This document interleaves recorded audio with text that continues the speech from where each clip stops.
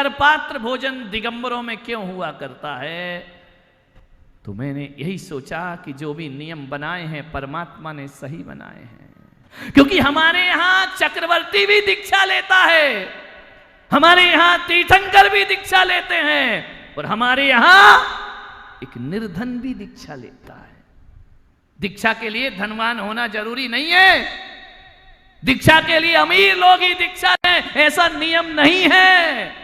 गरीब भी दीक्षा ले सकता है और अमीर भी दीक्षा ले सकता है। इसलिए भगवान ऋषभदेव ने कहा कि अमीर हो या गरीब हो, चक्रवर्ती महाराज बने या एक कंगाल महाराज बने, मुनि बनने के बाद सबकी चर्या एक सी ही होगी, ध्यान रखना।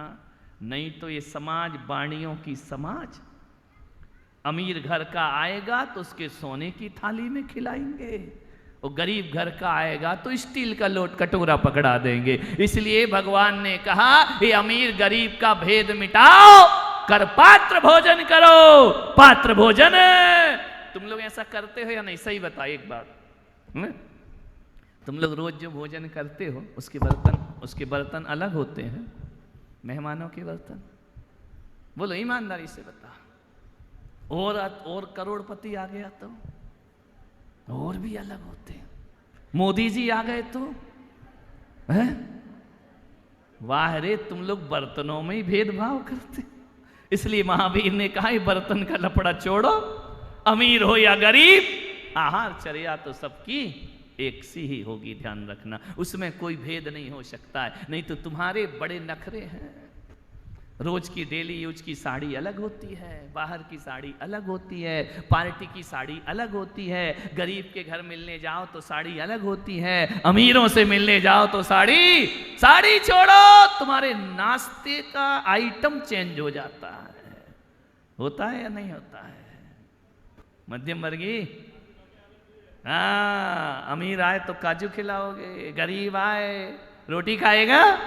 नहीं, खा के नहीं कोई बात नहीं, खा के आए तो पहले ही पूछ लेते हैं। हमारे जबलपुर की मंजू बैठी है, ऐसे जबलपुर के लोग हैं, पहले ही पूछे। हमारी एक बुआ थी, पहले ही पूछ लेती थी, वैसे तो खा के आए होगे, खाना खाओगे क्या? हम लोगों को भी बेशर्मी से कहना पड़ता था, पेट भरा है तो भी कह दो, नहीं तो अगले बार से यही सिस्टम बन जाएगा। वैसे तो खा के आए होगे, खा, चाय पियोगे क्या? अपन ने कहा नहीं पिया। अरे रहने दो, अरे रहने दो तो ऐसा कह रही है जैसे गैस पे चाय चढ़ी गई हो। ध्यान रखना, चली गई हमारी बुआ ऊपर, बहुत मजेदार थी। जब भी कोई खाने पहुंचता था, कंजूस नंबर 1 की मक्खी चूस। कोई भी खाने पहुंचे शाम को, अरे तुम आ गए क्या, आओ खा लो। हम तो गाय को डाल ही रहे थे। आदमी का मूड खराब हो जाए खाने में कि गाय का फेंकने वाला मुझे खिला रही है क्या। और रसगुल्ले तो ऐसे ही बनाती थी, गाय के रसगुल्ले जो बच्चे कंचे खेलते हैं ना, वो साइज है। हमने कहा रसगुल्ला है, रसगुल्ली है, ध्यान रखना। ऐसी बुआ थी सबके। हमारी तो थी, हमारी और मंजू की बुआ एक ही है, चली गई ऊपर, अच्छा हुआ। विचार करिए। लेकिन नाम बहुत अच्छा था, प्यारी बाई उसका नाम था, प्यारी थी वो। हम लोग भी मजे लेते थे। बुआ के यहाँ तो जरूर जाएंगे, और आज आतंक मचा के आएंगे। वो गुल्ली खिलाए तो हम इतना खाएंगे कि वो गुल्ला के बराबर हो जाएगा। ध्यान रखिए, सोचना है आपको। मान्य भाई, करपात्र भोजन क्या सिस्टम दिया। एक बार क्या हुआ, दिल्ली में एक परंपरा है कि कोई भी आदमी जाता है तो काजू किशमिश परोसते हैं। एक आदमी था, उसके यहां एक हमारा बुंदेलखंड का चला गया, बोले लीजिए लीजिए लीजिए खाइए। अब दिल्ली का तो ये सिस्टम है कि प्लेट भर के आए तो एक आध खा के फिर। हमारे बुंदेलखंड का थोड़ा नेचुरल होके खा गया। समझ आ गया क्या? कहाँ गया रे मल्लिका? उसने कहा यार मिले हैं, अब नेचुरल होके ही खा लो उठा के। ओए उठाए उसने धड़ाधड़। आदमी देख रहा ये क्या लफड़ा है। वो तो प्लेट साफ कर गया। बोले और लाओ। अब उसे क्या मालूम दिल्ली का सिस्टम क्या है। दिल्ली में तो नाम के लिए रहता है। खा गया, जैसे ही गया दिल्ली के पति ने पत्नी से कहा, बेवकूफ, आज के बाद ये तेरा मेहमान आया, ध्यान रखना। क्यों लाई तू काजू? अरे बोले सबको देते हैं। अरे बोले पागल, हम तो उन्हें देते हैं जो नहीं खाते, तो खाता है। तुझे मालूम नहीं है 100 ग्राम काजू 3 महीने से चल रहे हैं। कितने आके खा के चले गए काजू, उतने के उतने। हमारे पर ध्यान रखे, नेचुरल होके खा गए भाई। हमारे यहाँ तो नेचुरल ही खाते जो भी। क्यों नहीं पुलकित सागर महाराज, नेचुरल आहार चलता हो, कोई टेंशन नहीं, आने दो। नहीं अभी तो रसी कर रहे हैं, रस परित्याग है, लेकिन कैसे कर रहे हैं वो ही जान रहे हैं और उनके पड़ोसी लोग जान रहे हैं। ध्यान रखना। आज फिर आफत का दिन है, रविवार, कुछ भी खा लो, नमक गया। बाहरे तुम्हारा त्याग, बाहरे तुम्हारा दान। हमारे बुंदेलखंड में महिलाएं जिस दिन नमक नहीं खाती उस दिन बहू की आफत होती है, क्योंकि वो जाते ही मंदिर से कह जाती, बेटा आज नमक नहीं खाना है। तो क्या खाओगी अम्मा? थोड़ा हलवा बना लेना। अच्छा हलवा? बोले हाँ। हो सके तो बहू थोड़ी जलेबी बना देना, रबड़ी हो सके तो रबड़ी बना देना। बताओ, हलवा, रबड़ी, जलेबी, गुलाब जामुन। बोले क्यों? बोले आज अम्मा का त्याग है रात नमक का। वाह रे तुम्हारा त्याग, 2 रुपए का नमक छोड़ के 200 रुपए का माल खा गई। ये तुम्हारी नमक का त्याग है। 200 का माल चट कर गई। अरे उससे अच्छा तो नमक रोटी खा लेती, 10-15 दिन रुपए में मिट जाता काम। ऐसा उत्तम त्याग है तुम्हारा, आज होगा। क्या बात है भैया, नमक ही खा ले यार, नमक सस्ता, गुलाब जामुन महंगा है। ध्यान रख, विचार करना है। उत्तम त्याग कहे जग सारा। महावीर से पूछा कि भंते,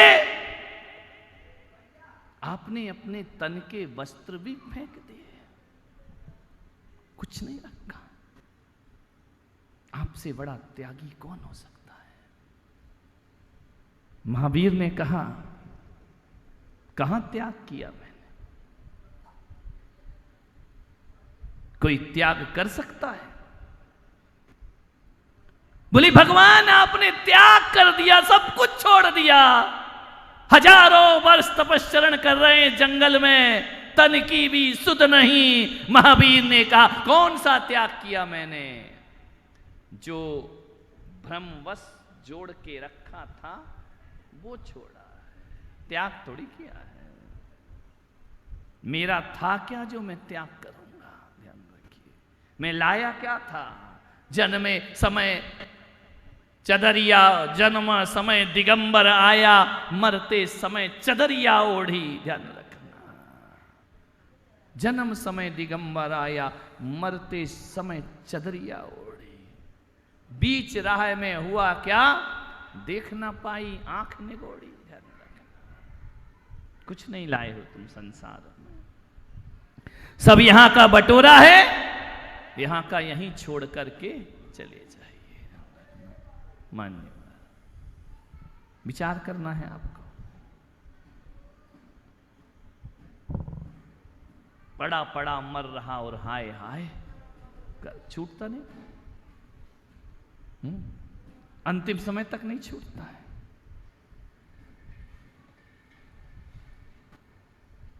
ऋषभदेव की एक घटना, जब मैं 2007 में आया था, कांच के मंदिर में रुका था, एक बाबा जी को लेकर आए मेरे पास, ये अंतिम समय है।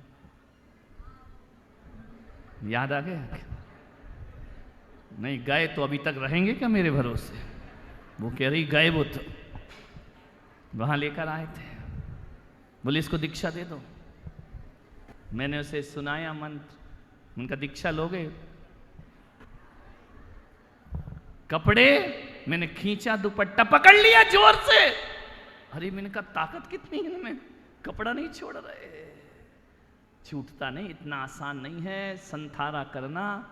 और मालूम है मेरे पास से ले गए और दूसरे दिन दादाजी एक क्षण थोड़ा सा छोड़ने का भाव बना लेते तो मुनि पद पे उनका संथारा हो जाता, उनकी समाधि हो जाती। कठिन है मध्यम वर्गीय, एक प्यारी प्यारी नहीं छूट रही है। ध्यान रखना, मान्यवर सोचना है आपको, बहुत कठिन। मेरे एक भक्त हैं प्रदीप मामा, संगपति भोपाल के, जब भी आते हैं एक ही शब्द उनका है, नहीं तो एक वक्त वह था जब उनके पास कुछ भी नहीं था, कुछ नहीं था। जब मुझसे मिले थे पहली बार, पंच कल्याणक कराया, 3 लाख रुपए थे, इससे ज्यादा उनके पास पैसे भी नहीं थे। और 30 लाख का पंच कल्याणक आज से 20-25 साल पहले। आज तो 30 लाख का तो इंद्र ही बनता है, ध्यान रखना। शाम को बनेंगे ना अभी इंद्र 30-30 लाख के। 3 लाख रुपए थे बस। उसने कहा पंच कल्याणक कराना है। समझता भी नहीं था पंच कल्याणक क्या होता है, प्रतिष्ठा क्या होती है। मुझे ग्वालियर ले गए, कुछ भी नहीं था उनके पास, 1 रुपया भी नहीं मान्यवर। लेकिन आज उनके जीवन में वह सूत्र काम आ गया। उन्होंने कहा कि महाराज जब से आपसे जुड़ा हूं सब व्यसन छोड़ दिए। सप्त व्यसन के भोगी थे वो, ध्यान रखना। अब एक भी व्यसन उनके पास नहीं है। संत से जुड़ने के बाद ना वो शराब पीते हैं, ना वो डिस्को में जाते हैं, ना बियर बार में जाते हैं, भगवान की भक्ति करते हैं। एक दिन मैंने पूछा कि मामा इतने साल हो गए तुमको जुड़े, तुम मुझे आहार क्यों नहीं देते हो? मालूम उसने क्या बोला? नहीं दूंगा महाराज। मैंने कहा क्यों? बोले मैं इतना शुद्ध नहीं हूं कि आपको आहार दे सकूं। ईमानदारी देखो, जिस दिन मैं शुद्ध हो जाऊंगा उस दिन आपको आहार दूंगा। मैं समझा नहीं कि शुद्ध दुग्ध क्या होता है। जब जिस दिन उसने पूरी साधना कर ली और एक दिन बोला कि महाराज मैं आपको आहार दूंगा, तो मैंने कहा वो शुद्ध दुग्ध क्या था? बोले आज तक मैं शराब पीता था, लेकिन शराब पीने के बाद मुनि को आहार देना ये मेरा दिल गवाह नहीं देता था। और इतने दिन मैंने त्याग करके देख लिया, अब जिंदगी में शराब नहीं पीऊंगा, पहली बार आपको अपने हाथों से आहार प्रदान करूंगा। ऐसे लोगों का कल, नहीं तो कई ऐसे हैं पी भी रहे हैं और दे भी रहे हैं, ऐसे बेबड़े भी हैं, ध्यान रखना। चौके में मन शुद्धि वचन शुद्धि और बाहर जाओ तो है बोतलें हाथ चल रही हैं। ऐसे ढोंगी पाखंडी लोग भी हैं। मैं तो कहता हूं दारू पीने वालों को जिंदगी में महाराज को आहार नहीं देना चाहिए। तुम तो भ्रष्ट हो ही, मुनि को भी भ्रष्ट करते हो, ध्यान रखना है। मध्य मांस मधु सबसे पहले जैनी को त्यागना चाहिए, और नहीं त्यागता है तो वह जैनी होने के लायक नहीं हुआ करता। नहीं देना चाहिए आहार। आहार देना पुण्य नहीं पाप हो जाएगा। यदि कोई मांसाहारी आहार देगा तो उसे पाप लगेगा, कोई शराब पीने वाला आहार देगा तो उसे पाप लगेगा, कोई शहद खाने वाला आहार देगा नरक गति का प्रस्थान होगा। ध्यान रखिए, कम से कम तुम शुद्ध नहीं हो तो मुनियों का चरित्र तो शुद्ध रहने दो। ध्यान रखिए, आपको लगता है मैं दारू नहीं छोड़ सकता हूं, गेट के बाहर खड़े रहो, मुनि को आहार देने की कोई जरूरत। पीते तुम हो, आहार तुम देते हो। बदनाम मुनि महाराज होते हैं कि महाराज के चेले दारू पीते हैं। ध्यान रखिए, मेरा धर्म बदनाम होता है, मेरी संस्कृति बदनाम होती है।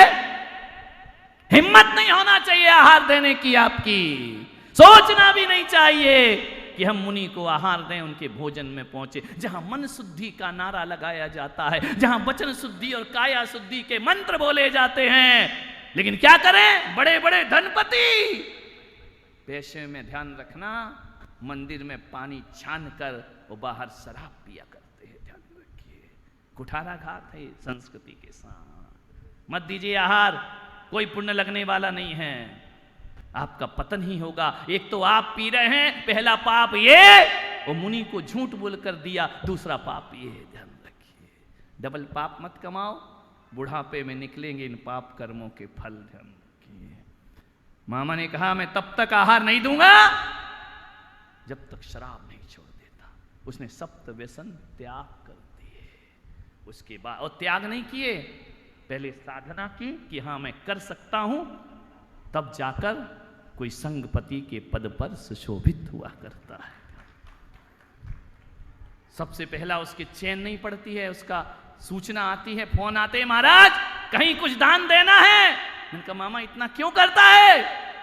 बोले महाराज मैं ये तो समझ गया हूं, जिस महीने दान नहीं करूं उस महीने इनकम भी नहीं होती है मेरी। मुझे देने वाला पारसनाथ और लेने वाला पारसनाथ, पहले मैं दान देता हूं, दान दिए बिना मुझे चैन नहीं पड़ा करती।